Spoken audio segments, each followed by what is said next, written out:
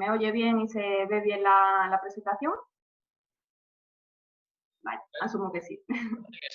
Bueno, pues nada, muchas gracias, Oriol, por la presentación, por invitarme a dar esta charla y, como bien decías, pues lo que vamos a intentar es establecer un punto de vista muy práctico sobre qué es la intolerancia a la lactosa, pero aplicada a la alimentación saludable. Quiero decir con esto que voy a intentar ser muy concisa, tenemos un tiempo muy limitado, en este caso será en torno a unos 30 minutos de exposición, para posteriormente resolver todas las preguntas que tengáis, ¿vale? Entonces, iniciaré una breve parte de fisiopatología, de qué es la intolerancia a la lactosa, y poquito a poco nos iremos adentrando en la alimentación saludable para acabar finalmente con la parte de etiquetado nutricional, de todo lo relacionado con la industria alimentaria, que es ciertamente importante en la intolerancia a la lactosa, ¿vale? Bueno, se calcula en España que hay entre un 20 y un 40% de intolerantes a la lactosa, según los últimos datos de la EFSA, de la Agencia Europea, de la Autoridad Europea de Seguridad Alimentaria, hablaba de un 34% en el 2010, ¿vale? Lógicamente nos vamos dando cuenta que esto está en auge, hay un crecimiento importante de la población que manifiesta esta intolerancia a la lactosa, y bueno, esto se debe a muchos motivos. En parte, claro que hay un avance médico, científico, en cuanto al diagnóstico, en cuanto al tratamiento, pero sin duda la actividad de divulgación, de conocimiento, pues a través de medios de comunicación, de redes sociales, está haciendo que, bueno, la población conozca mejor la enfermedad, la intolerancia más bien, y sobre todo la sintomatología, irla identificando y no sentirse tan solo a la hora del diagnóstico, de no saber muy bien qué le ocurre a uno cuando tiene una serie de síntomas que después iremos hablando. Bueno, pues vamos a empezar definiendo lo más sencillo, que es la lactosa. ¿Qué es la lactosa?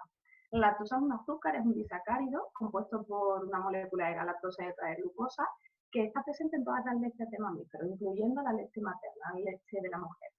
Esa lactosa, para que pueda ser absorbida en el intestino delgado, tiene que ser hidrolizada, cortada, diseccionada por la enzima lactasa. La lactasa o la enzima lactasa es un agente que se encuentra en el intestino delgado y que su función, como digo, es permitir que la lactosa finalmente sea absorbida y metabolizada en el organismo. Desde el nacimiento tenemos una actividad de lactasa suficiente como para poder abastecer toda la leche que vamos consumiendo, la leche materna o en el caso de las fórmulas, pero en definitiva la leche que va tomando el bebé desde el principio, tenemos una cantidad suficiente. Lo único que ocurre es que a medida que vamos creciendo, pues de manera natural dejamos de tomar tanta cantidad de leche y esa naturaleza nos lleva a disminuir, como se ve aquí, la actividad de lactasa. En este caso, pues durante los primeros meses de vida tenemos una actividad creciente de la lactasa, y durante los primeros años, hasta incluso los 4 o 5 años, podría hablarse de, es un periodo desde luego variable según el individuo, por supuesto, y la etnia, pero sí que podría hablarse en definitiva de una actividad constante. A partir de ahí empieza a decrecer y sí que se conocen, en este caso, a ver, yo voy a poner, disculpadme un segundín, pero no sé dónde poner la pantalla para no taparme yo la presentación. Creo que así vamos mejor. Vale. Bueno, pues decía que en función de la etnia, por ejemplo, pues tenemos un tipo de fenotipo que sería el indoeuropeo, por el cual la lactasa sigue su actividad a lo largo de toda la vida y por tanto hay muy poca probabilidad de desarrollar una intolerancia a la lactosa. Sin embargo, hay otras etnias, entre las que nos encontramos nosotros en la población mediterránea, que sí que es cierto que a partir de la adolescencia cae bastante más acusada la producción y la actividad de lactasa. Bueno, pues podríamos hablar, en primer lugar, de una persistencia de la actividad de lactasa, que es lo que os estoy explicando, que sería el fenotipo indoeuropeo, sobre todo las poblaciones del norte, los países del norte, en la que es muy raro, es poco estadísticamente habitual encontrar intolerancia a la lactosa. Sin embargo, pues tendríamos en total, haciendo una estadística de todo el planeta, casi un 70% de la población que sí va a desarrollar esa intolerancia a la lactosa. Es una herencia autosómica recesiva. Esto quiere decir que no es diferente a la herencia última que voy a explicar, la intolerancia congénita desde la primera exposición láctea, pero sí que es cierto, y con esto quiero enfatizar, que el carácter genético generalizado de casi el 70% de la población hace ver que la intolerancia a la lactosa no es rara, no es una intolerancia que sea poco común y que por tanto sí que merece mucha atención, sobre todo desde el punto de vista del diagnóstico. Es irreversible, esto quiere decir que va en progreso, va a más, la sintomatología puede ir a más, pero una vez es diagnosticada la intolerancia a la lactosa no es reversible. A diferencia de la intolerancia secundaria, la intolerancia a la lactosa secundaria, que esa sería derivada de otra patología. Pues puede ser, pues, ya sea por una enfermedad celíaca, recién diagnosticada, por un Crohn, una enfermedad inflamatoria intestinal, en la que cursa por un daño en las microvellosidades del intestino. Esto lo que hace es que haya una caída en la actividad de lactasa de forma temporal. Quiere decir que tarde o temprano se puede acabar recuperando si la enfermedad se trata adecuadamente. Por ejemplo, ocurre mucho en la celiaquía. Al inicio del diagnóstico puede ocurrir que la persona sea celíaca e intolerante a la lactosa, pero esa intolerancia a la lactosa más adelante se pueda tratar y por tanto revertir, ¿vale? Y tendríamos el último tipo de intolerancia a la lactosa, que en este caso estaríamos hablando desde la primera exposición láctea, es decir, el bebé no puede ingerir la leche de su madre, ¿vale? Es muy poco frecuente. Bueno, os quería poner esta imagen para que vieseis el enterocito, es la célula del intestino delgado, y justo en su borde tiene esas microvellosidades, que es donde se encuentra la enzima lactasa, y es la que va a hacer esta hidrólisis, esta disección de la molécula. Pues imaginaos esa gota de leche, que sería la lactosa compuesta de esa unión, y gracias a la lactosa pues se produciría la hidrólisis, se absorbe correctamente y hasta aquí no hay ningún problema. Pero ¿qué ocurre con la lactosa que no puede ser digerida? Es decir, que hay un déficit de la actividad de lactasa, como acabamos de explicar, y por tanto esa lactosa se está acumulando en el intestino.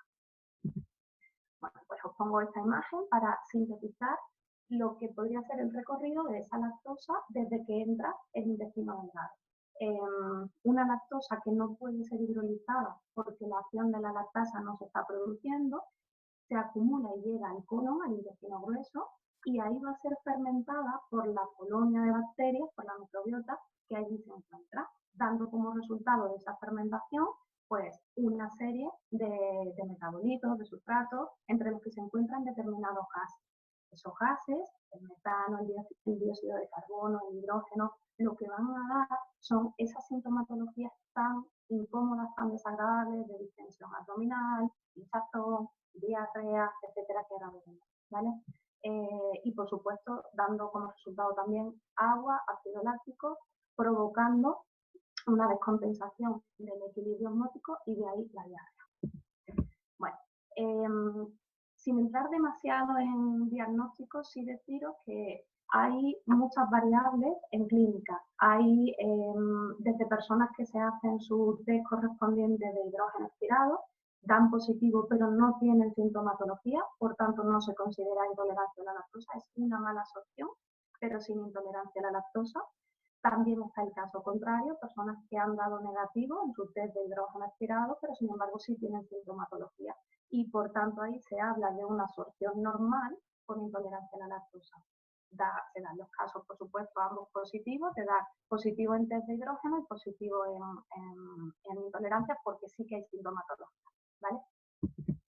Bueno, la sintomatología es diversa, así como su tratamiento. Ya veremos que no hay un individuo igual a otro, no hay un paciente igual a otro. Hay sintomatologías que pueden estar completamente polarizadas, desde una diarrea a un estreñimiento, puede haber dolor abdominal, distensión, borborismo, puede haber cefaleas, puede haber sintomatologías muy diversas, pero que duda cabe que fundamentalmente la sintomatología es de índole digestiva. Luego sí que es cierto que se pueden encontrar desde problemas cutáneos y, como os decía, las cefaleas, que también eso es habitual.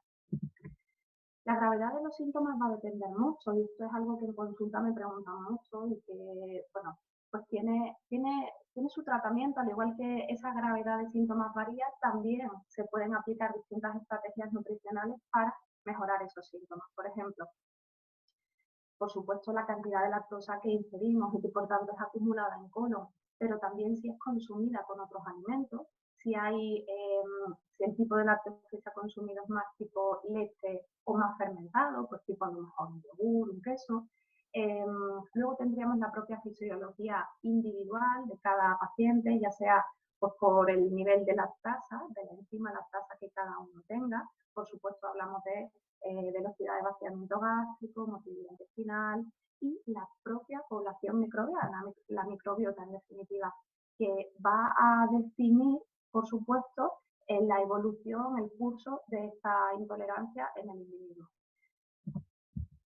Es muy importante que no confundamos la intolerancia a la lactosa con la alergia a la proteína de la leche de vaca. Sí que es cierto que ambas tienen como origen un mismo alimento, que es la leche, pero si bien son totalmente diferentes en diagnóstico, en tratamiento, en el caso de la intolerancia a la lactosa, como hablábamos, es una intolerancia al azúcar, perdón, de la leche, que sería la lactosa. En el caso de la alergia a la proteína, nos estamos refiriendo en concreto a la proteína de la leche de vaca y nada tiene que ver con la lactosa, ¿vale? Es decir, un producto sin lactosa, una leche sin lactosa para un alérgico a la proteína de la leche de vaca es está totalmente contraindicado, ¿vale? Por supuesto, el origen también de la alergia, pues en este caso, lógicamente, está mediado por inmunoglobulina, es un origen inmunológico. Por tanto, son cuestiones muy diferentes y es cierto que tendemos a confundir a veces los términos e incluso mezclar. Porque, por ejemplo, también oigo mucho la alergia a la lactosa. No existe la alergia a la lactosa.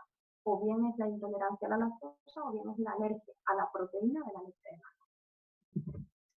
Bueno, os decía que no existe un tratamiento igual, no existe una sintomatología igual entre pacientes, pues tampoco existe un umbral único de tolerancia. Esto quiere decir que cada persona tendrá que autoevaluarse cuál es su umbral individual.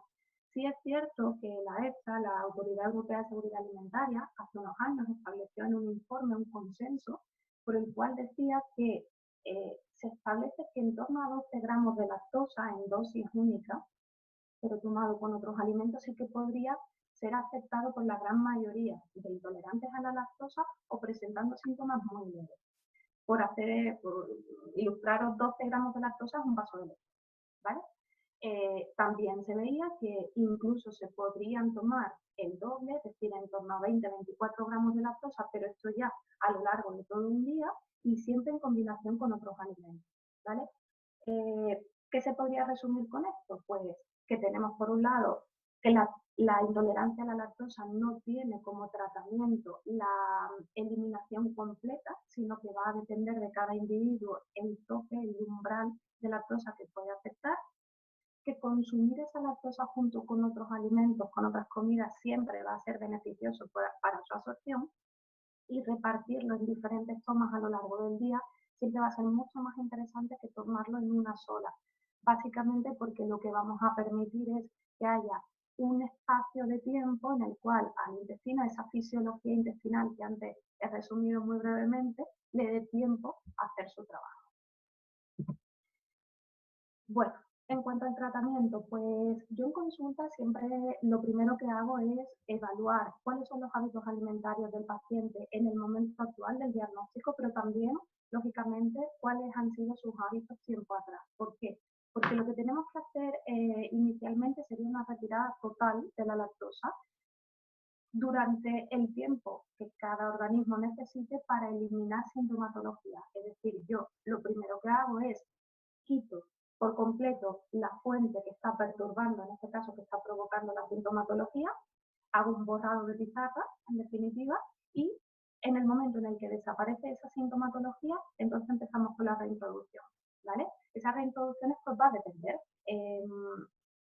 Por eso decía que se hace una historia clínica, una historia dietética previa para saber, bueno, el consumo de lácteos, la frecuencia de consumo sobre todo, y vamos reintroduciendo alimentos que tengan un menor contenido prácticamente imperceptible de lactosa hasta aquellos que más van teniendo. Y vamos viendo cuál es la respuesta del paciente. En este caso es muy interesante un diario. Yo siempre lo recomiendo, un diario dietético, sintomático, por el cual vamos obteniendo, gracias al cual vamos obteniendo información súper precisa de qué tipo de alimentos están causando la sintomatología. Porque como ahora os explicaré, también puede ser posible que coexista la intolerancia a la lactosa con otras patologías digestivas. y por tanto habría que ver hasta qué punto estamos retirando lactosa, pero persiste esa sintomatología, ¿vale? Entonces el diario dietético es una de las herramientas clave en este momento. Por supuesto, ¿qué voy a decir yo? Claro que es necesario, si lo requiere el paciente, el asesoramiento individual de un dietista nutricionista que evalúe de forma concreta y sobre todo de forma bastante más científica, bastante más basada en la evidencia, cada una de las respuestas y sobre todo el tratamiento que se le esté dando, ¿vale? A veces es cierto que, bueno, pues el paciente se encuentra perdido y no tiene mucha idea de dónde encontrar ese asesoramiento, puesto que sí que es cierto que cuando notan el diagnóstico en consulta, bueno, pues el médico correspondiente nos aporta el diagnóstico y, bueno, el consejo general es quítese usted la lactosa hasta que vea que pueda tolerar y que pueda remitir sintomatología. Pero bueno, también tendríamos que tener un poquito de más apoyo nutricional por todo lo que os voy a explicar después, ¿vale? Bueno, como decimos, la finalidad última es evitar disminuir la llegada de lactosa no digerida al colon, porque esa lactosa no digerida al colon es la que está provocando todos esos síntomas tan incómodos, tan desagradables.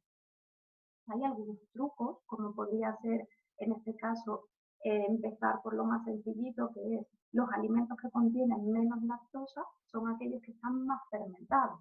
Es decir, un queso muy curado, un queso muy fermentado, será un producto por el cual sería ideal empezar en la reintroducción, porque el contenido en lactosa es mínimo. Luego también habría que ver fuentes de calcio alternativas, porque también puede ocurrir que la persona decida no tomar lácteos. Puede ser, y es una opción perfectamente legítima, el decir, bueno, pues no quiero optar por productos industriales sin lactosa, sino que voy a retirar los lácteos de mi dieta. Perfecto, encontramos entonces fuentes alternativas.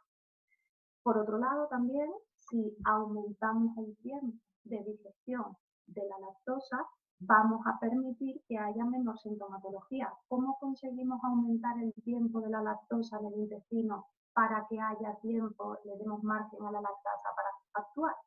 Pues combinándolo con otros alimentos, como decíamos antes, y también con alimentos con fuentes grasas, es decir, que una comida que lleve lactosa lleve a su vez una proporción ligeramente superior de grasa, va a hacer que ese tiempo de digestión sea más lento y por tanto que la lactosa le dé tiempo a ser mejor absorbida. Y por supuesto también tendríamos la lactasa oral, que son todas las opciones farmacéuticas que se nos posibilitan para cuando estamos en la calle, por ejemplo, y que sí que es cierto que pueden resolvernos bastante una situación fuera de casa.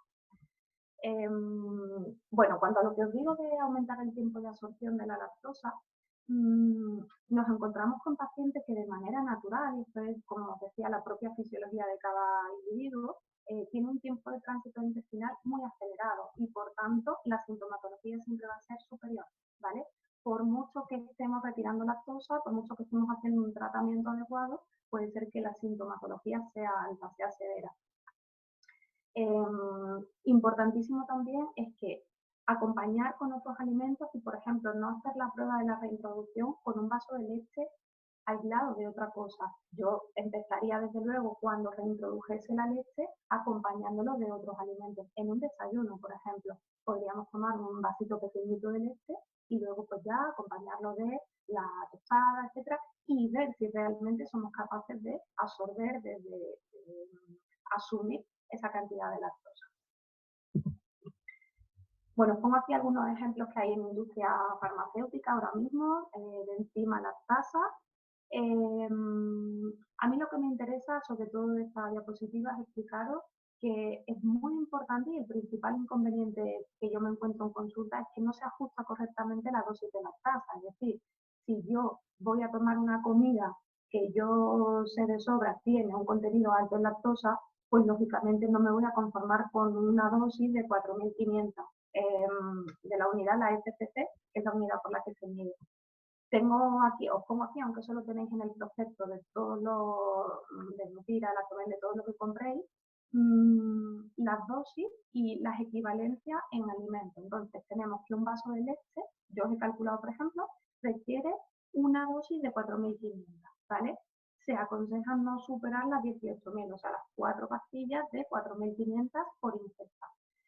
No obstante, todo esto, yo, lógicamente, desde mi punto de vista profesional de la nutrición, lo que voy a intentar transmitir al paciente no es utilizar la lactasa por sistema, sino que sea un uso ocasional para aquellos momentos en los cuales, pues, estoy en la calle, estoy en una celebración, es un evento especial, me apetece, quiero probar esto, y entonces ahí sí. Pero si uno tiene una intolerancia a la lactosa, desde el momento del diagnóstico, lo interesante, por supuesto, como con cualquier otro diagnóstico, a partir de que ya hemos aceptado que tenemos esa intolerancia a la lactosa, es trazar un camino alternativo. ¿Qué puedo yo hacer a partir de ahora si sé que ciertos alimentos no los puedo digerir? Puedo convivir con esa pastilla, pero fundamentalmente los cambios son más de índole dietética, ¿vale? En la página de Adilac tenéis muchísima información de todo tipo. En este caso, pues hay un semáforo, después os hablaré, de contenidos en lactosa. Bueno, es bastante amplia la información que ofrecen en Adilac. Aquí os pongo porque tuvieseis una idea de, en este caso, contenido en lactosa de alimentos muy habituales. Pues tendríamos, como os decía, de la leche, son por 100 gramos de mililitro, como en este caso la leche en vaso son 250, por eso veis que la leche pone 100, ¿vale? Y podéis fijaros, por ejemplo, que hay alimentos que contienen muy poca o nula cantidad de lactosa, pues como puede ser en este caso los quesos curados, la mantequilla, ¿vale? Bueno, pero ¿qué pasa si yo ya he hecho los deberes, yo ya he restringido toda mi lactosa, he hecho un cuadrante de 2, 3, 4 semanas y veo que persisten los síntomas, que yo no mejoro, Estrella, que esto es una de las cosas que me ocurre en consulta, ¿no? ¿Y ahora qué? Si yo llevo sin tomar leche, lácteos y tal, pues entonces es momento de plantearte si pudiera existir otros diagnósticos, como por ejemplo el síndrome de intestino irritable o otras tantas patologías que ahora empiezan a prestársele bastante más atención en consulta, tanto de digestivo como de nutrición, ¿vale?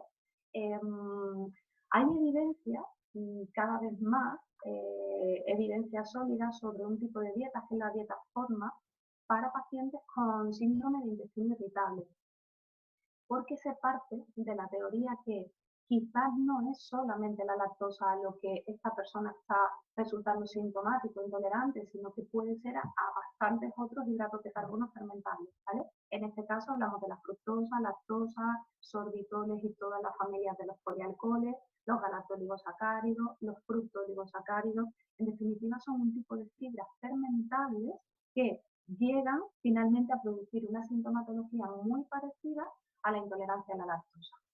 Entonces, bueno, pues aquí cabría pensar en el siguiente paso, que sería la aplicación del tratamiento de dieta FODMAP, que en ningún caso se recomienda se haga sin supervisión de un nutricionista, puesto que es una dieta bastante desequilibrada al inicio, desequilibrada nutricionalmente hablando, y aparte es difícil de llevar, sobre todo en términos emocionales. Es una dieta muy estricta, es una dieta que requiere de mucha preparación, de mucho entrenamiento para que se pueda seguir bien y sobre todo para que consigamos los resultados.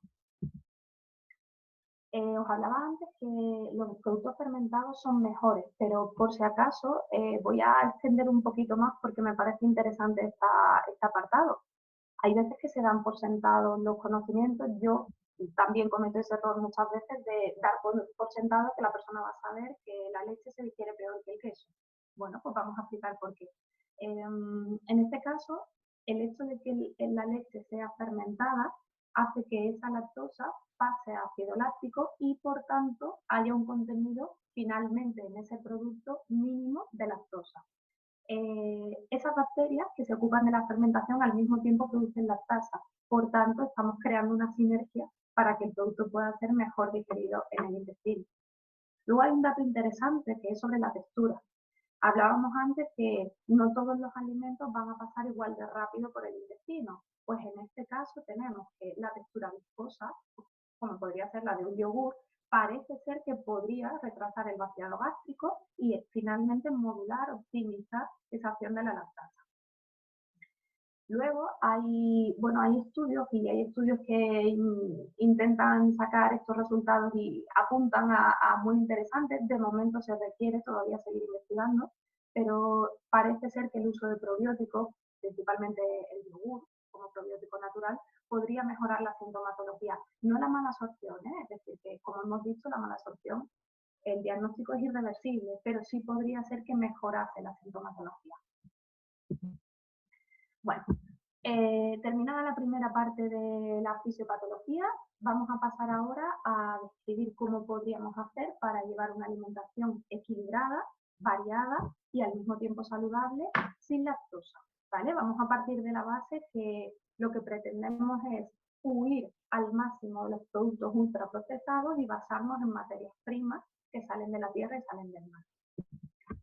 Para ello empiezo, lógicamente, con una herramienta que a mí personalmente me gusta mucho, es el plato saludable de la Escuela de Salud Pública de Harvard, a partir del cual pues, obtenemos una proporción de los diferentes grupos de alimentos para, sobre todo, tener una idea visual. A mí me gusta esta herramienta porque la veo especialmente didáctica para que el paciente o la persona aprenda a distribuir los diferentes grupos de alimentos. Si os dais cuenta, de todos los grupos que hay aquí, aparentemente la lactosa está en pocos de ellos. Tenemos por un lado que la mitad del plato debería estar compuesto por vegetales. Los vegetales, ninguno de ellos va a contener lactosa.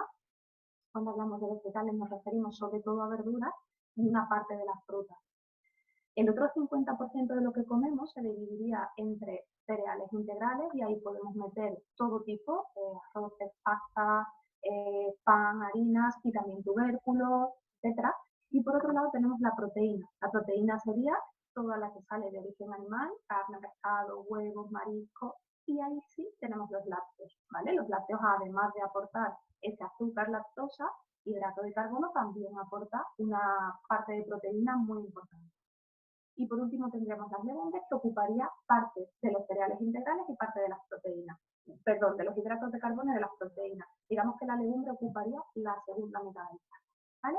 Entonces, hasta aquí tenemos una alimentación basada en productos que salen de la tierra, que salen del mar, y el único inconveniente que hemos visto es que el aporte de proteínas procedente de la leche es el que tendríamos que modificar a través de nuestra alimentación. Pero el resto de alimentos no suponen ningún problema para el intolerante a la lactosa. ¿Qué ocurre? Que cuando nos metemos en el mundo de la alimentación ultraprocesada, de la industria alimentaria, podemos encontrarnos lactosa en absolutamente todos los productos, puesto que en el momento en el que ya sufre un procesado tecnológico, pues es susceptible de adición de lactosa. Entonces, si eliminamos la fuente láctea, como estamos diciendo, porque queremos plantearnos una dieta exenta de lactosa, ¿qué ocurriría? Si yo no tomo a partir de ahora leche, ¿qué es lo que me va a pasar? Bueno, pues estoy entonces en un déficit de ingesta de calcio, de vitaminas liposolubles, en este caso sería de las vitaminas A y D, y de proteínas, como acabamos de explicar, de alto valor biológico. Vamos a buscar entonces fuentes alternativas. Es muy importante estos dos últimos puntos que escribo aquí porque quizás son los que menos en cuenta se tienen. Hay que prestar mucha atención a los antinutrientes, que ahora explicamos qué son, y a la biodisponibilidad del calcio según el alimento. Ahora eso lo explicamos. Y muy interesante cuándo se produce este diagnóstico, porque hablábamos que a partir de los 4 o 5 años puede ser que la actividad de lactasa disminuya y por tanto ese niño o niña tenga ya una intolerancia a la lactosa. ¿Qué hacemos a esa edad? Quitando una fuente que nos proporciona el porcentaje mayoritario de calcio, por ejemplo, ¿no? Para pues, toda la mineralización ósea que durante la adolescencia va a tener un papel prioritario.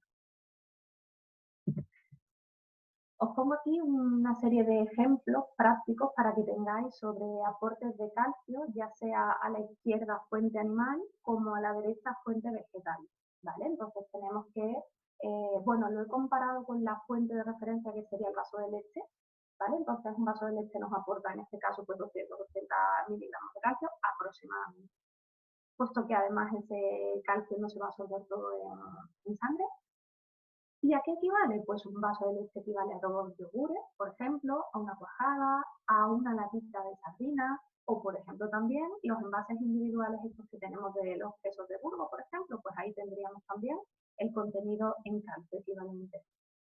Si nos vamos a la parte vegetal, muy interesante, todas las crucíferas, todas las col, coliflor, brócoli, coles de Bruselas, lombardas, cales, colchina, colcheta, todo este tipo de alimentos de la familia de las crucíferas contienen un alto contenido en calcio y además muy biodisponible, ahora lo vemos. También muy interesante los higos secos, alubias, sésamo, por ejemplo, la combinación garbanzo con sésamo, que sería el humus, es una combinación excelente de calcio. También, por supuesto, el resto de legumbres, claro que sí, las alubias, incluso la legumbre de soja y sus derivados, como puede ser el tofu. Y de los frutos secos, pues el que más cabe destacar serían las almendras, ¿vale?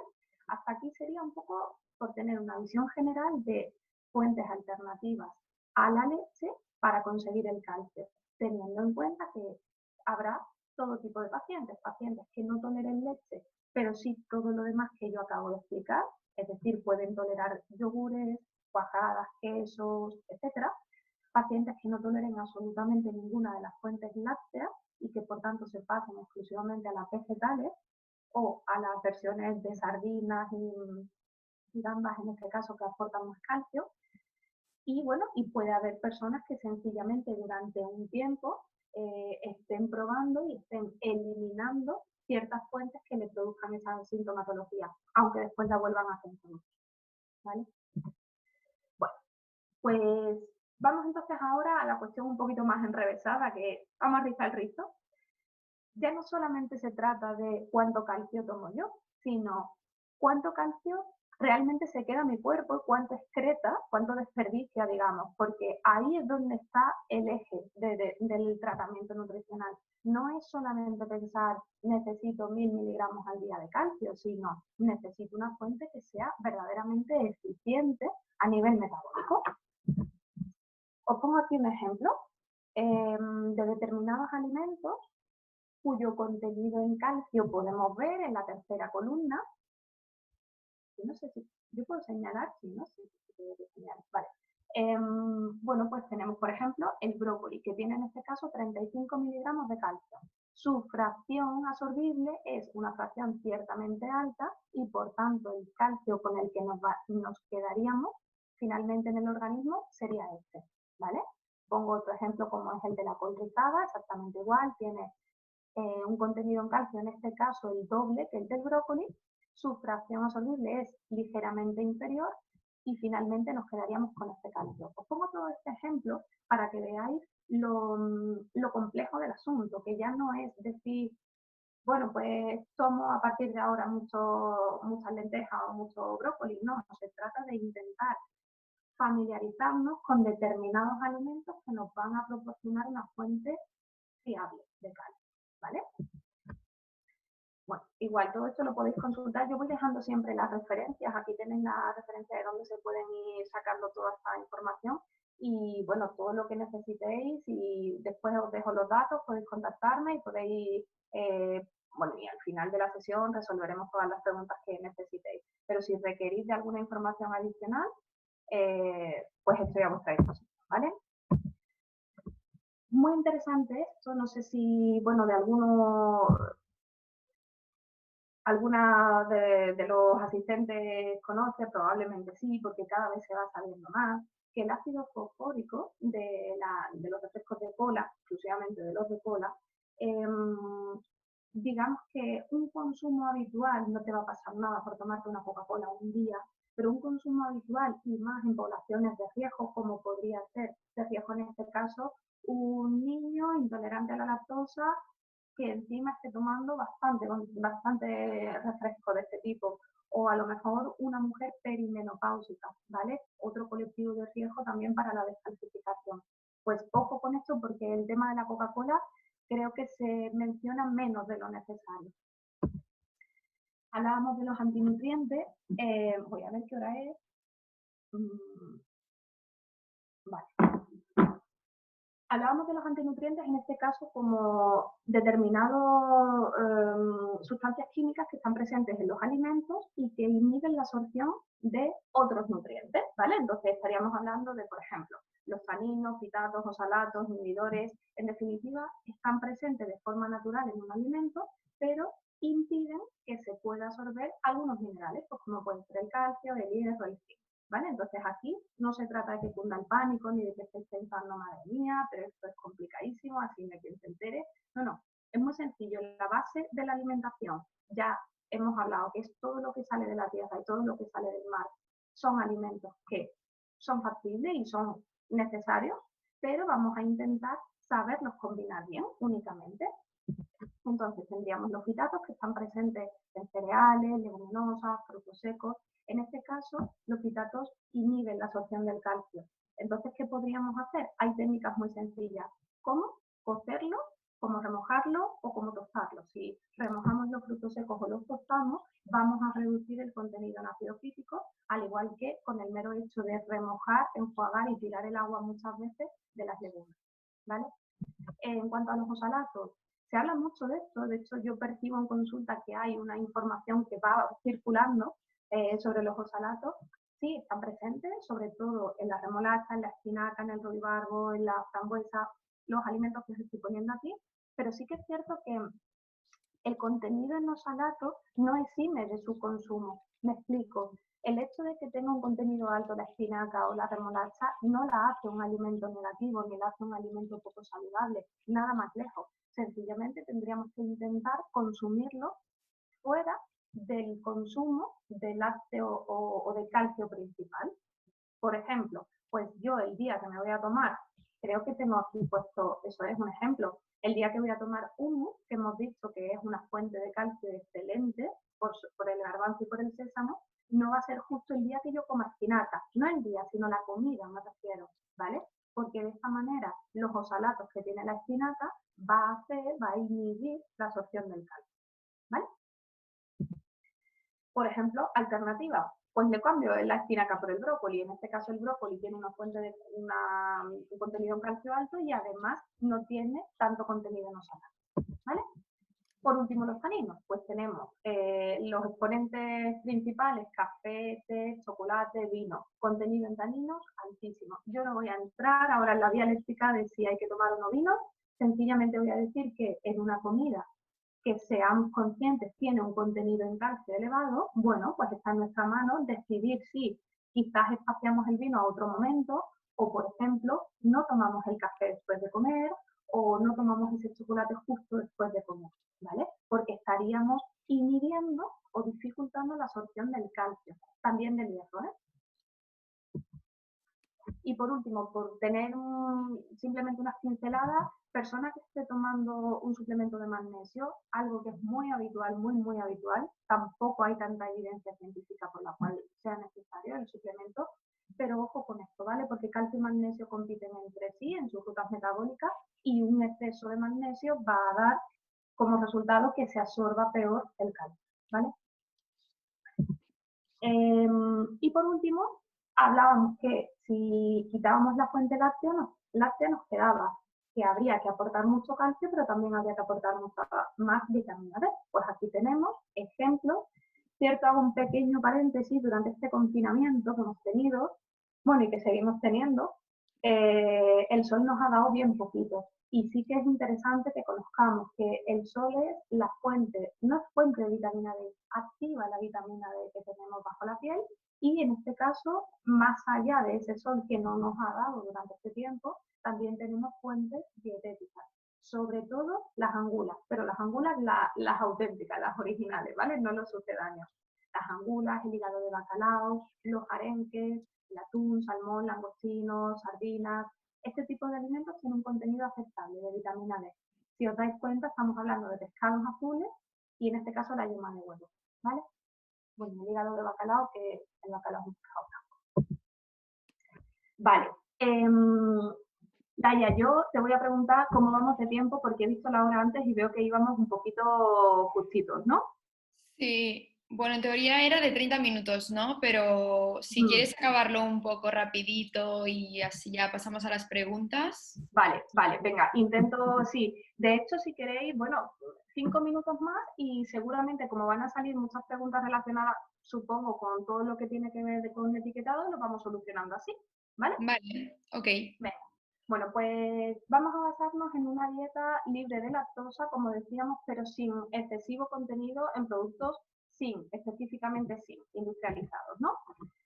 ¿Cómo identifico yo la lactosa en la etiqueta? Pues en este caso sería muy importante que nos fijásemos que ya gracias al reglamento que tenemos, si existe la palabra leche, bueno, en este caso que el producto contiene, perdón, ya con la prisa ahora me he liado. Si encontramos la palabra leche, que además tiene que aparecer en negrita y bien destacada frente al resto de los ingredientes, eso quiere decir que el producto contiene lactosa y proteínas lácteas, ¿vale? Esto es importante porque sí que nos está dando una información sobre los 14 alérgenos que son obligatorios mencionar. Hay excepciones, ¿vale? Es importante que además de tener en cuenta la leche, veamos otros ingredientes, como es, por ejemplo, el suero de leche, la grasa de leche, que os pongo en el cuadro azul, ahí tenéis toda la información de posibles sinónimos o posibles palabras que tienen que ver con la lactosa en la lista de ingredientes, ¿vale? Os recomiendo que entréis siempre que tengáis dudas en la página web de Adilac, en el semáforo. Aquí está súper bien descrito todos los alimentos que contienen lactosa, los que podrían contenerla y los que están libres totalmente de lactosa. Y de esta manera poder ir familiarizándoos y os aseguro que conforme vais accediendo a esta información, al final uno va haciendo esta alimentación más natural, más espontánea al menos. Las posibles trazas de lactosa quiere decir que si hemos especificado ya en nuestra etiqueta que los alimentos que llevan leche o algún tipo de rastro de leche lo vamos a especificar en sus ingredientes, ocurre que cuando no forman parte de la composición, es decir, ni siquiera como el preparado, la receta, no forman parte de los ingredientes, pero da la casualidad que en esa fábrica o en esa industria se está manipulando lactosa, leche por otro lado, a lo mejor podría darse el riesgo de contaminación cruzada. ¿Qué es lo que obliga a la industria? Pues que se establezca un sistema de puntos de control, de riesgo, por los cuales se evite la contaminación cruzada. Pero si eso no es posible y finalmente el fabricante prevé un riesgo de contaminación posible, pues entonces ya pasamos al etiquetado precautorio. Pero lo importante de todo esto es que es voluntario, es que no es obligatorio que el fabricante indique las trazas y eso es un problema. ¿Qué pasa si un producto te dice podría tener trazas de leche o es posible que haya estado en una fábrica en la que esté en contacto con leche? Pues lógicamente el consejo es no lo consumas, no lo consumas directamente. Entonces, importante en este sentido, leer siempre la etiqueta, tanto la lista de ingredientes como las palabritas que vienen al final de este producto puede contener tal. Pero es que puede dar la casualidad también que encontremos productos que no indican nada, ni de posibles trazas, ni de nada. Entonces, puede ser porque es que no las tenga, porque la fábrica ha hecho una correcta gestión de su riesgo, o puede ser sencillamente porque no lo contempla, porque lo desconoce. Y ahí entramos en un vacío, ahora mismo legal, por el cual no terminamos de tener la información total sobre ese producto.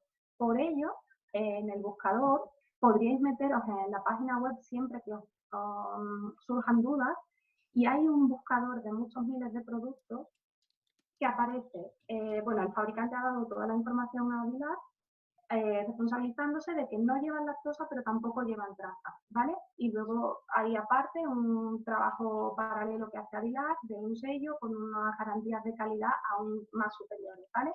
Pero es interesante que todo esto lo tengáis en cuenta, sobre todo el tema de las trazas, que se puede, al menos en este buscador, consultar gran número de alimentos.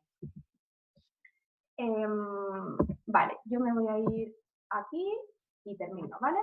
Definiros sencillamente que en España, en Europa no hay una armonización ahora mismo de la legislación sobre qué es un alimento, un producto sin lactosa, y por tanto tenemos en España desde hace unos años se ha hecho unas recomendaciones no vinculantes por las que se pedía que el producto sin lactosa denominado sin lactosa en España al menos, sea aquel que contiene menos de 0,01 partes por millón de lactosa, porcentaje de lactosa, que es la cantidad que se ha visto no produce sintomatología segura.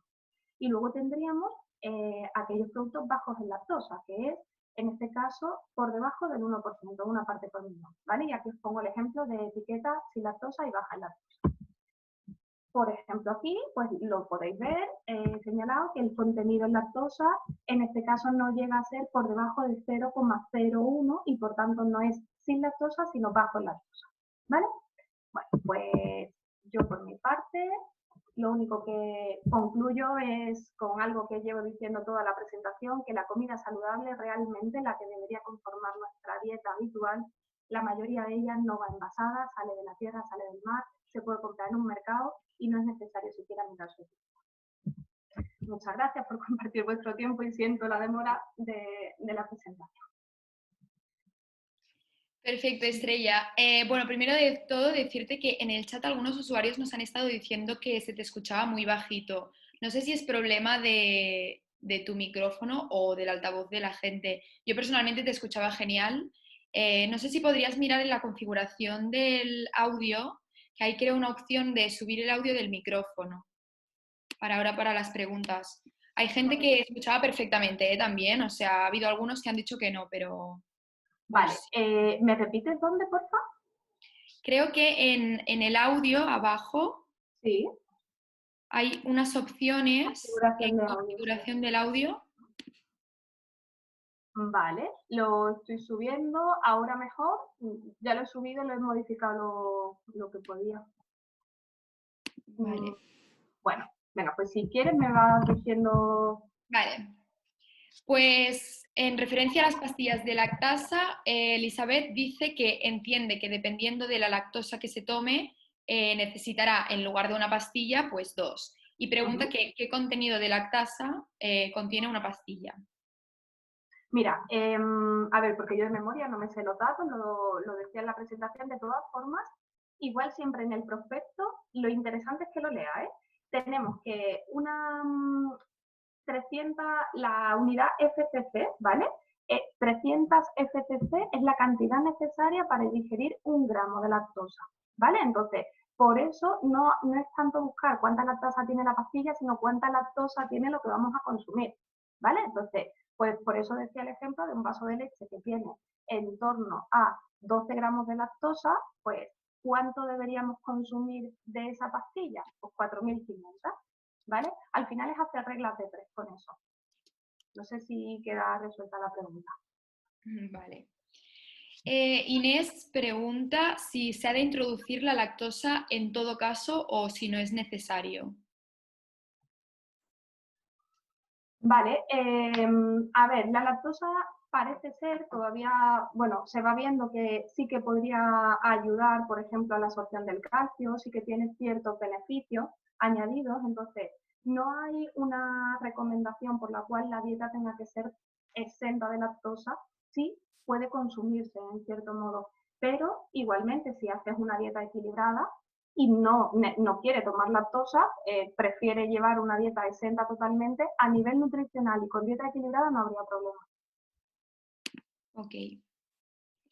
Vale, la siguiente pregunta es de Laia, que pregunta si los yogures y la leche sin lactosa, o bueno, los productos sin lactosa en general, si aportan el mismo nivel de nutrientes, es decir, el calcio, las vitaminas, que los que sí que contienen lactosa. Exactamente el mismo. Al final la diferencia que hay entre un yogur normal y un yogur sin lactosa es que le han adicionado la enzima lactasa en su preparación. Por tanto, misma composición, pero finalmente tenemos esa enzima, ese coadyuvante que nos va a permitir digerir la lactosa. Misma composición. Perfecto. Débora comenta que tiene un problema que no puede comer muchos de los alimentos porque tiene el hierro muy alto. ¿Qué le recomiendas? Pero ella es intolerante a la lactosa y tiene el hierro muy alto. Supongo que sí. No lo pone, pero intuyo que sí. Si lo puede decir por el chat. Sí, bueno, esta pregunta se sale de lo relacionado con la intolerancia a la lactosa. Sería cómo hacer una dieta baja en hierro en este caso, en cuyo caso podría ser precisamente muy beneficioso esos taninos que hablábamos antes, que lo que van a hacer es inhibir la absorción del hierro. además del calcio, ¿vale? Pero quizás necesitaría concretar un poquito más esa pregunta. Vale. Leticia dice que si no es conveniente tomar a menudo pastillas de lactasa, tampoco lo es tomar a diario productos sin lactosa porque están obtenidos a partir del uso de la lactasa.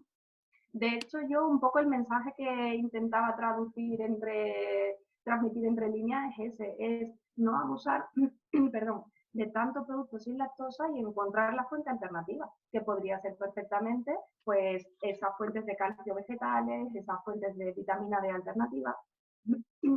Perdón. Pero sí que es verdad que hay muchas personas que incluso los lácteos sin lactosa no los toleran bien, ¿eh? Y eso es importante tenerlo en cuenta. Bien, la siguiente pregunta es de Elizabeth que dice que si la intolerancia a la lactosa hay posibilidad de que desaparezca con el tiempo. La secundaria sí. La intolerancia a la lactosa primaria, como hemos dicho, es irreversible. En el momento del diagnóstico ya lo único que va a hacer es ir en progreso, pero la intolerancia secundaria, que es secundaria a otra patología, sí puede ser reversible en el caso de que sea tratada correctamente la enfermedad de origen. Vale. María pregunta que si eres muy intolerante a la lactosa, si también es recomendable reintroducirla en la dieta. Claro, no sé si ella se acordará, al principio de la presentación decía que por eso se hace una evaluación inicial de cuáles eran los hábitos alimentarios de la persona antes y durante el diagnóstico, porque puede ser que tampoco fuese excesivamente protagonista el lácteo en su dieta, en cuyo caso no es necesario reintroducirlo. Pero quizás también puede darse el caso de una persona que consumía mucho queso, mucha leche, mucho lácteo en definitiva, y que sí que es cierto que lo echaría mucho de menos. Entonces hay que adaptarlo mucho a cada persona, pero obligatorio no es ni tomarlo ni no tomarlo. Es adaptarlo lo máximo posible a cuál es tu circunstancia. Perfecto. María pregunta si la proteína de la leche es segura de consumir para una persona que sea muy intolerante. Sí, nada que ver. Como decíamos, la proteína de la leche de vaca y la lactosa son nutrientes diferentes y mecanismos mediados por, bueno, pues cuestiones diferentes que nada tienen que ver. Intolerante a la lactosa es el azúcar, la lactosa. Vale. Marianela explica que desde pequeña le sientan muy mal las cosas con lactosa y en 2017 le diagnosticaron la intolerancia y que más o menos pues iba tomando productos sin lactosa y le iba todo bien, pero que ahora le han diagnosticado congénita y pues quería saber si puede seguir consumiendo productos sin lactosa. A ver, congénita, que le han diagnosticado la intolerancia primaria, entiendo, ¿no? Porque ¿se refiere a eso? Supongo que sí. Sí. ¿Me puedes repetir la pregunta? Pues no sé si la he entendido bien, Laia. Que si puede seguir consumiendo productos sin lactosa. Siendo diagnosticada de intolerancia a la lactosa primaria, que es la de origen genético. Entiendo que se refiere a eso. Sería al final repetir el proceso que hemos dicho antes. Claro que podría, de hecho vemos que en términos generales se habla de 12 gramos de lactosa acompañado de otras comidas, pero en este caso habría que hacer primero el proceso de retirar toda la lactosa y hacer una reintroducción. Pero sí, se podría intentar, claro que sí. Ah, dice que es la congénita que muy poca gente tiene. Pero esa es de nacimiento, esa es desde la primera exposición láctea, eso es el bebé cuando nace. Vale. A menos, puedo estar equivocándome, pero una congénita no te la pueden diagnosticar de adulto. Exacto. Vale. Rosana pregunta, en cuanto al etiquetado, los aditivos, los que empiezan por la E, pregunta cuáles no se deben consumir. Mira, en ese caso os digo, hay una información muy clara, muy sencillita, muy escueta en la tabla semáforo de Adilac de la web, que si queréis comparto ahora mismo de nuevo la página para que la pueda ver todo el mundo. Y ahí tenéis resumidos todos los alimentos, todo, a ver, aquí, bueno, claro, un segundín, compartir. Me refiero a esto, ¿vale? Si os metéis en esta página, en el semáforo, tendríais los aditivos, todos los ingredientes que en este caso tienen que ver con la lactosa, ¿vale? Y yo creo que va a ser mucho más sencillo que irlo resumiendo uno a uno.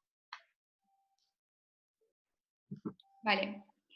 Cristina pregunta que si solo tomas alimentos sin lactosa, si también debes empezar a introducir lactosa en la dieta. No entiendo la pregunta. Si solamente toma productos sin lactosa o si lleva una dieta sin lactosa. Sí, exacto. Si debe introducir lactosa en la dieta. Sí, eso es como la pregunta anterior. En este caso, a ver, la lactosa no sería de manera obligatoria tenerla que introducir, pero sí que es verdad que se ven algunos beneficios, como decía, por ejemplo, el de la absorción del calcio, que ayuda a la absorción del calcio. Pero, ¿se puede convivir con una dieta exenta de lactosa? Sí. Bien equilibrada, bien llevada, bien gestionada, por supuesto. La cuestión es que muchas veces se nos escapa el llevar una dieta sin lactosa de hacer una dieta saludable al mismo tiempo. Vale, María pregunta cómo se puede comer sin lactosa sin tomar a diario productos con lactosa. Claro, con las fuentes alternativas que hablábamos en la presentación, pues todo lo que tenga que ver con, por ejemplo, fuentes alternativas de calcio. Fácil así por tenerlo esquemático que se nos queden, pues todo lo que tiene que ver con las crucíferas, col, coliflor, brócoli, garbanzos, sésamo, almendras, higos secos, sardinas. Hay una fuente de alimentos muy ricos en calcio y al mismo tiempo la vitamina D que nos va a proporcionar esa leche, pues igualmente la encontraríamos en pescados azules, yema de huevo, y luego tener en cuenta esos antinutrientes que explicábamos antes, ¿vale? Como evitar hacer coincidir fuentes ricas en calcio con esos antinutrientes. También preguntan si el kefir contiene lactosa. Depende si está hecho en medio acuoso o medio lácteo, ¿vale? El kefir de agua, pues no, porque sería exclusivamente el coágulo de bacterias, hongos y levaduras con el agua, y si es en medio lácteo, lógicamente sí, se produce la fermentación, exactamente, en este caso es una fermentación lactoalcohólica, es algo diferente a la del yogur, por eso da gases y parece así un poco como un refresco, pero sí, si es con fuente láctea, sí que tiene. Bien, Mónica dice que mucha gente le dice que la mantequilla no contiene lactosa, que si eso es verdad. La mantequilla tiene, lo poníamos en la tabla, y sí que tiene pequeña cantidad de lactosa, muy poquita, al igual que, por ejemplo, hay alimentos como la mozzarella o el queso parmesano que tienen cero o prácticamente nada. En el caso de la mantequilla sí que tiene, depende de la base de datos que veamos, depende también el fabricante, pero un pelín de lactosa sí que contiene. Bien, preguntan si los productos veganos no pueden llevar lactosa añadida. Nada, un producto vegano no puede llevar lactosa, y también hablaríamos de las trazas en ese caso, ¿vale? Es verdad que, bueno, lo he pasado muy rápido lo de las trazas, pero sí es un tema bastante complejo que genera mucha controversia. En relación a las trazas, preguntan si los productos que en la etiqueta indican que contienen trazas, si pueden llegar a provocar síntomas. Claro, esa pregunta es muy interesante, claro, porque depende de la persona. Va a depender, lo que decíamos al principio de cada paciente es un mundo, cada tratamiento es un mundo, pues habrá pacientes intolerantes que absolutamente sin problema puedan consumirlo, y hay otros que tienen una intolerancia tan alta, es decir, un umbral de tolerancia bajísimo, por el cual yo no recomiendo que se tomen las trazas, o sea, los productos que lleven trazas, porque sí que te arriesgas a que haya sintomatología. Eso, a partir de la autoobservación y conforme vas conviviendo con la intolerancia, acabas sabiendo qué alimentos puedes consumir, si esas pequeñas trazas o nada. Perfecto. Preguntan qué tipo de vinos pueden contener lactosa. Sí, mira, eso es verdad, lo he pasado porque había, a ver, os lo voy a poner aquí. Con la legislación de la...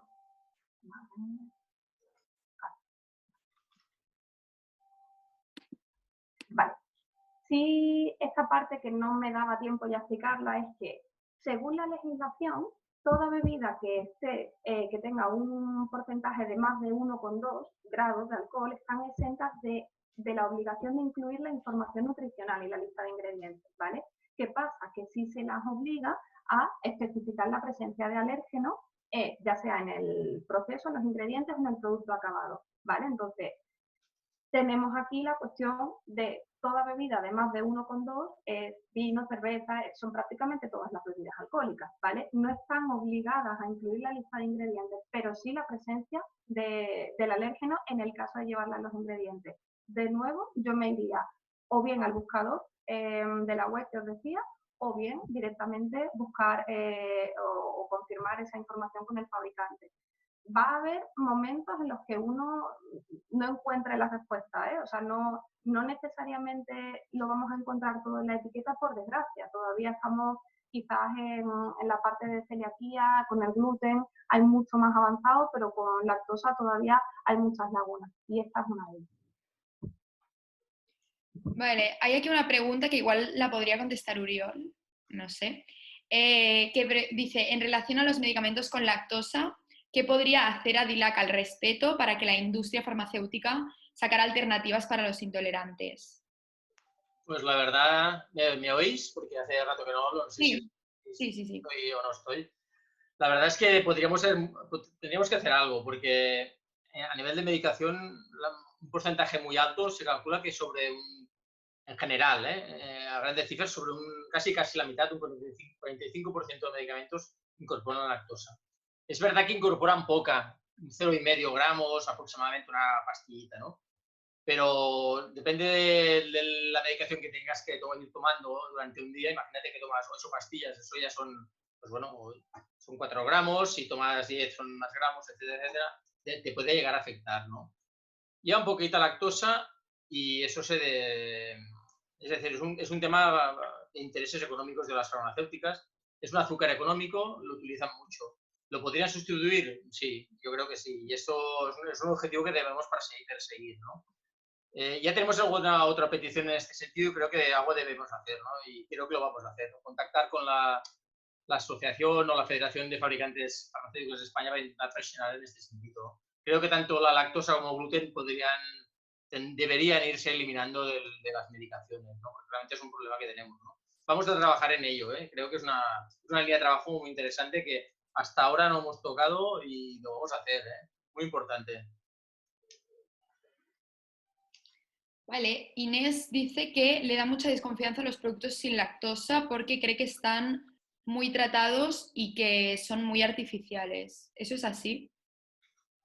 Claro, a ver, hay muchísimos productos sin lactosa que para conseguir, bueno, en este caso, por ejemplo, pienso en algunos como batidos o natas. Sí que es cierto que a veces se aprovecha la industria para añadir otra serie de ingredientes. Por ejemplo, pasa con los yogures también, ¿eh? Un yogur sin lactosa hay veces que lleva, pues, incluso, bueno, aparte de las proteínas lácteas, leche en polvo, le echan una serie de ingredientes extras que no tendría por qué tener la versión normal sin lactosa, ¿vale? Eso puede ocurrir, es decir, que puedan estar un poco más procesados, es posible, se encuentra en la industria, pero no es necesariamente obligatorio. O sea, se podría hacer un yogur o un producto sin lactosa exclusivamente añadiendo la lactasa, ¿vale? Teresa pregunta qué contraindicaciones tiene el abuso de lactasa. Según el prospecto no hay contraindicaciones, de hecho lo marca claramente, se puede consumir, se podría consumir o tener un uso habitual, pero se recomienda que sea puntual. Es literal, tal cual lo dice el prospecto y yo me uno a ello. No hay contraindicaciones, no hay nada evidenciado que pueda decir que su consumo tenga peligro, pero sí, desde luego, lo ideal es no recurrir a un fármaco, sino mucho mejor intentar hacerlo de forma natural a través de la alimentación. Vale, Rosana dice que toma una cápsula de calcio por la mañana y por la noche toma una cápsula de magnesio y pregunta si hay algún problema.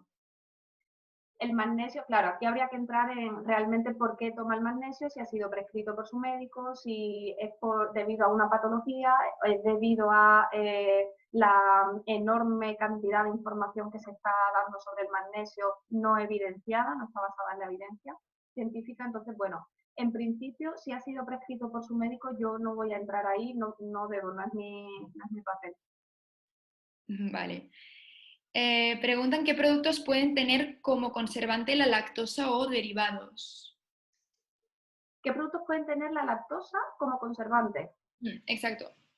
Bueno, de memoria, no sé si Oriol tiene a lo mejor ahí más información, yo de memoria no sabría decir. La verdad es que puede estar en cualquier producto, así de claro. Claro. Desde embutidos, donde utilizan la lactosa para conservar, es decir, un embutido, un fuet o un salchichón sin la lactosa se pondría mal en 4 días, y la lactosa es el alimento de los fermentos, digamos, buenos de ese producto, pero se utiliza en todo tipo de productos, no solo como conservante, como mejorante de sabor, es un azúcar, se utiliza en muchos productos, en unos snacks, simplemente para sustituir el azúcar.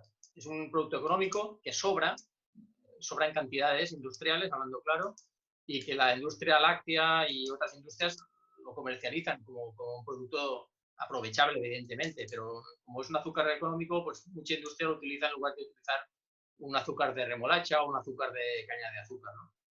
Está en cualquier producto que sea ultraprocesado, lo puedes encontrar, ¿no? Yo creo que en la línea que lo que dice Estrella, lo importante es que sigamos un poco la norma de cuanto menos procesado, menos probabilidades habrá, ¿no? Esa es la clave. Entonces, cuando veas en un producto que hay 15 ingredientes, 20, pues empieza a leer, porque es probable que tenga lactosa o otros aditivos, digamos, no deseados, ¿no? Inicialmente, ¿no?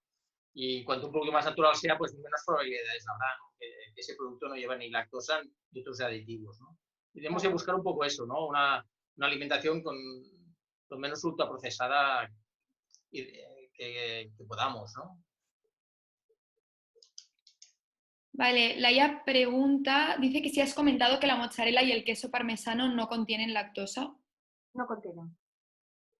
Además, lo puede ver en los ingredientes, en la tabla de composición nutricional, en los hidratos de carbono, de los cuales azúcares, aparecerá 0, ¿vale? Entonces ahí sí es ya el dato inequívoco de que no contienen lactosa. Sobre todo, perdona, Estrella, que busquen un queso bueno, mozzarella bueno y un parmesano bueno. Tienes toda la razón. Claro, sí. Encuentras denominación tipo parmesano, entonces ahí el fabricante ya no es se parece al parmesano, se parece a la mozzarella, pero no lo es, ¿no? Y a veces pasa, ¿no? Y entonces una buena indicación es leer el contenido de azúcar, evidentemente, ¿no? Sí, buen apunte, o sea, que tenga la denominación, totalmente de acuerdo, tanto de la mozzarella como del parmesano, porque la mozzarella cuando no se hace con la leche de búfala ya es diferente, ¿vale? Entonces hablamos de denominación de origen de ambos productos, de ambos quesos. Vale, Lidia dice que si no lo he entendido mal, que recomiendas tomar café o té sin azúcar y pregunta si el azúcar contiene lactosa. No, pues quizás me he debido de expresar mal, no decía eso, decía no tomar café o té justo después de comer una comida en la que haya habido un contenido en calcio elevado, ¿vale? Pues aquí sería la gran contradicción universal del café con leche, que resultaría la inhibición de la absorción del calcio por culpa del café en este caso, ¿vale? Mira, como esto siempre que lo explico siempre suelen aparecer estas preguntas, pues suelo dar la misma respuesta, que uno tiene que priorizar.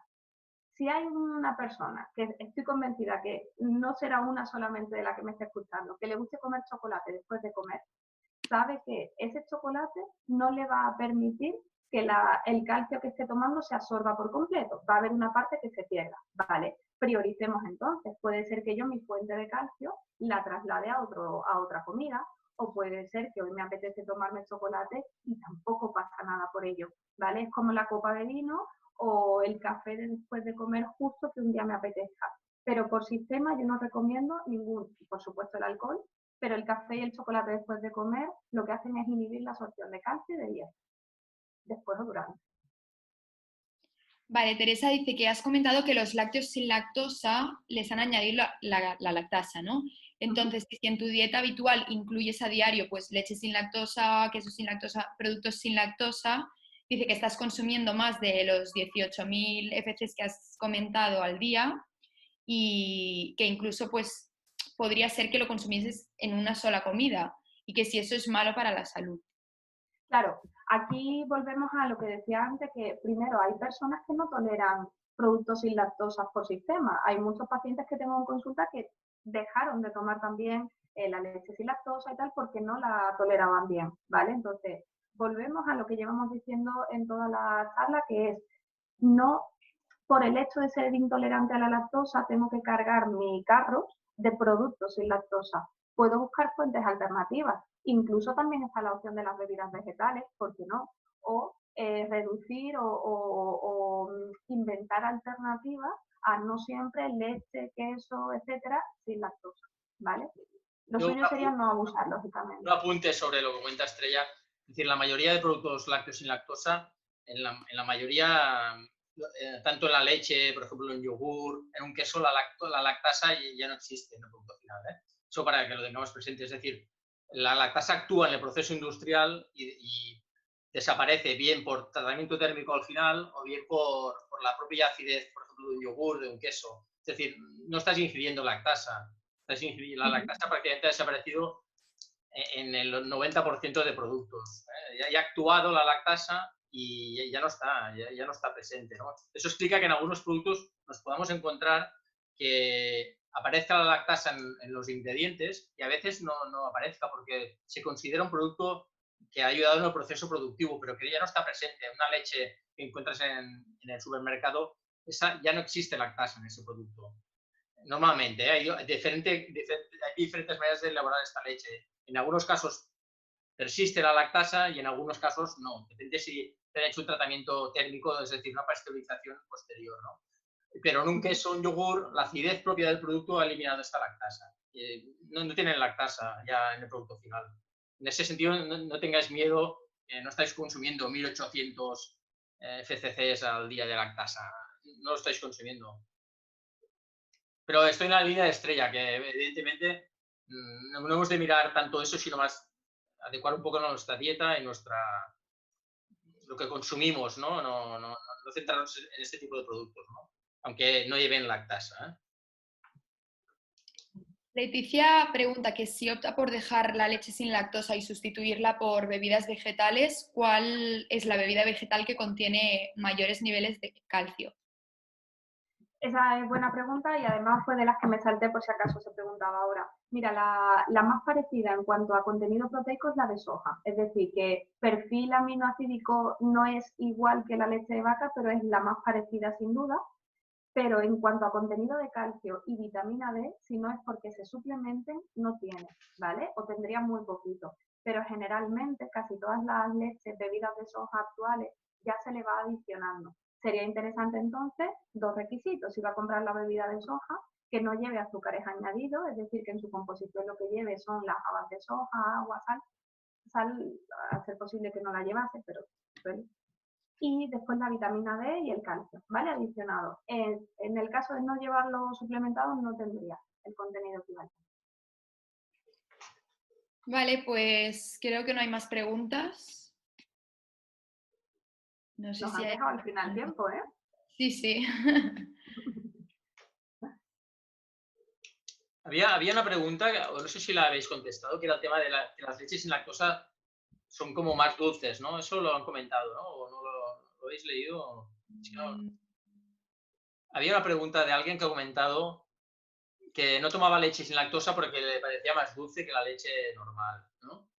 Eso, no sé si esta pregunta la habéis contestado, es que no lo recuerdo, ¿no? Esa no me la ha llegado, pero vamos, la podemos contestar. Había muchísimas preguntas. Sí, no. Esto es verdad, ¿eh? La lactosa, una vez dividida en sus dos azúcares, el efecto endulzante de la glucosa y la lactosa por separado es superior a la propia lactosa, ¿eh? Eso hace que es verdad que las leches o productos donde se ha utilizado la lactasa para dividir el azúcar sean un poco más dulces en la sensación, ¿no? Eso es cierto, ¿eh? Y si hacéis la prueba de coger una leche sin lactosa y una leche normal, veréis que normalmente es así, un poco más dulce. Es que esta me he acordado que la habían dicho y me ha quedado como grabada aquí en la cabeza y por eso la he sacado ahora. No sé si hay más, no sé si recordáis alguna más.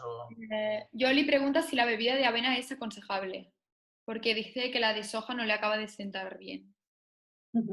Vale, bueno, por ejemplo, la bebida de soja en la dieta FODMAP no está recomendada, porque igual también efectivamente puede dar sintomatología. Entonces, la bebida de avena mismo requisito que antes, tendría que no llevar azúcar añadido y eso hay que mirarlo en la lista de ingredientes. Y en cuanto a vitaminas, siempre que las vaya a llevar es porque están suplementadas, ¿vale? La bebida de avena como tal no va a llevar ni calcio ni vitamina D. Ahora bien, en cuanto a perfil proteico, nada tiene que ver la bebida de avena, la de arroz o la de almendra con la leche de vaca, ¿vale? Entonces, si quiere tomar la bebida de avena sin el menor problema, no hay ningún problema, que no lleve azúcares añadidos, pero que sepa que le está restando la fuente proteica. Bueno, pues se conseguiría por otro lado en otra ingesta del día.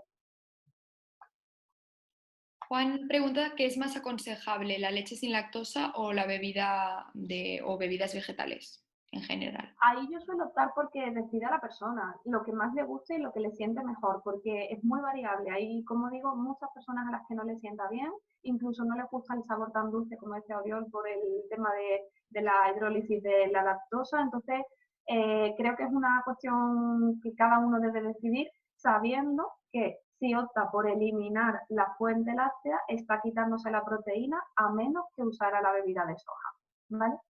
Claro. María pregunta cómo puede informarse de la dieta FODMAP. Bueno, pues ahí en internet puede conseguir buena información. De la Universidad de Monash de Australia se puede sacar también bastante información. Incluso hay una aplicación móvil que hay que pagar, pero creo que es mínimo. Lo único que si quiere informarse, por supuesto, información va a encontrar en internet, pero a la hora de aplicarla, de ponerla en práctica, la dieta FODMAP hay que hacerla con mucha cautela.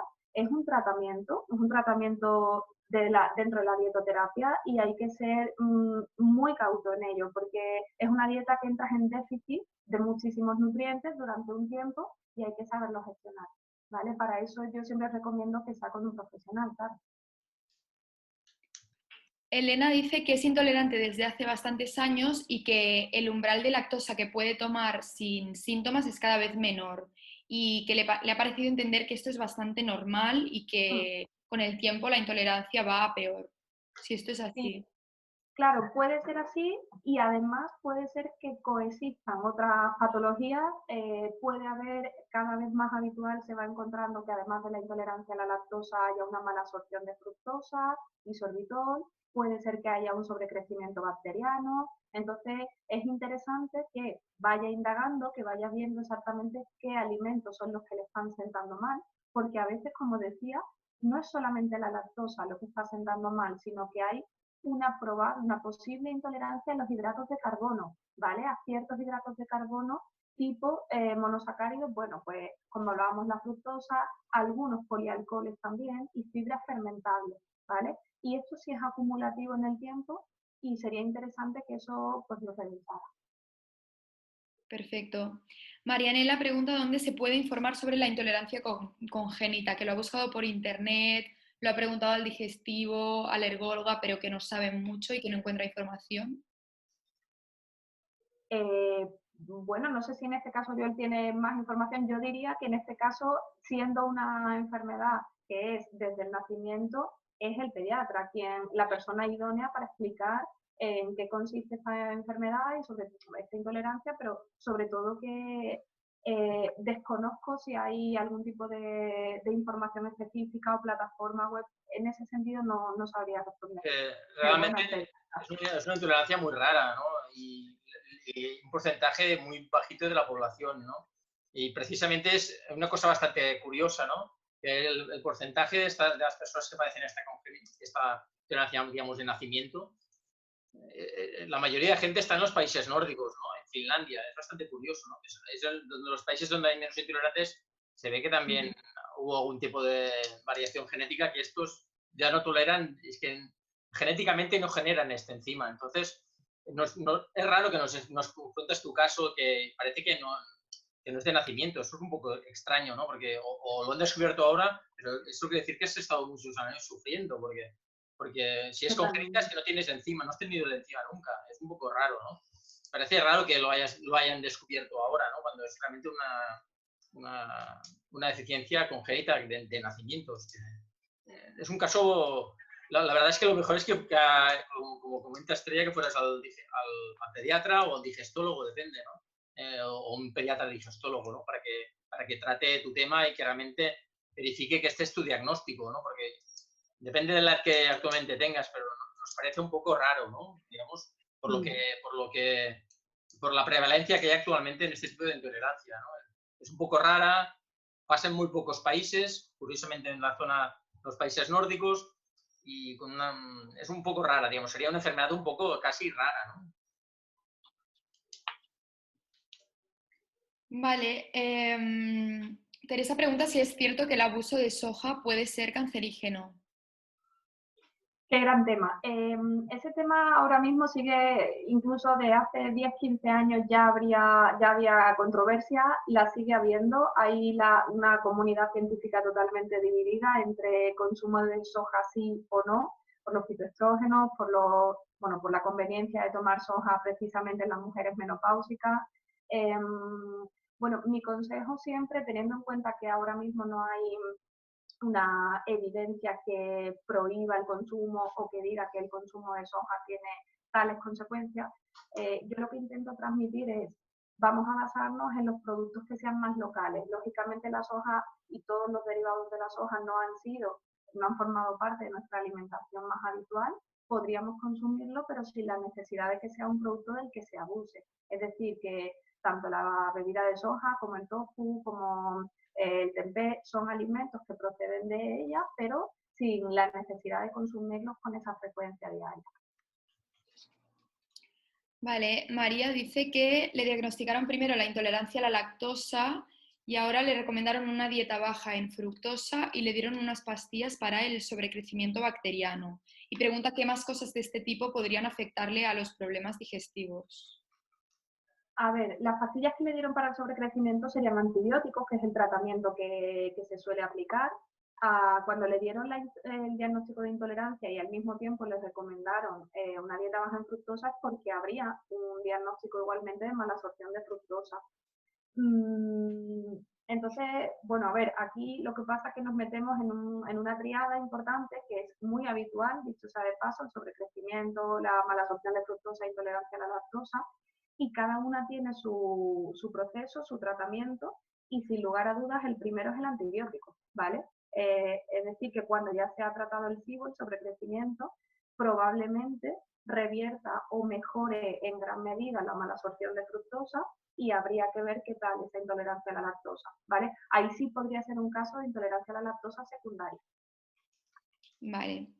Bueno, si os parece lo dejamos aquí porque ya son las 7:30. Para los que tengáis más preguntas, que sepáis que lo podéis hacer por el chat de la web, por teléfono, vía mail, como queráis. Y en breves vamos a repetir otra sesión de estas para que podáis hacer más preguntas, así que no os preocupéis. Y eso, muchas gracias a todos por asistir. Muchas gracias. Muchas gracias a todos. Lo dejamos aquí. Hay algunas preguntas por responder. Las iremos contestando. Nos podéis escribir, enviar correos. Estrella está cada miércoles también en el chat de 1 a 2. O sea, los miércoles os lo vais a encontrar y podéis hablar directamente con ella. Pero igualmente, eso, nos podéis llamar al teléfono, nos podéis escribir, lo que vosotros os sentáis más cómodos. Muchas gracias a todos y en breve vamos a repetir una sesión parecida porque vemos que el tema, bueno, está despertando su interés. Un abrazo a todos y hasta la próxima. Muchas gracias, Estrella. Muchas gracias, Laia, como siempre. Gracias a vosotros. Y nos vemos en la próxima. Muchas gracias.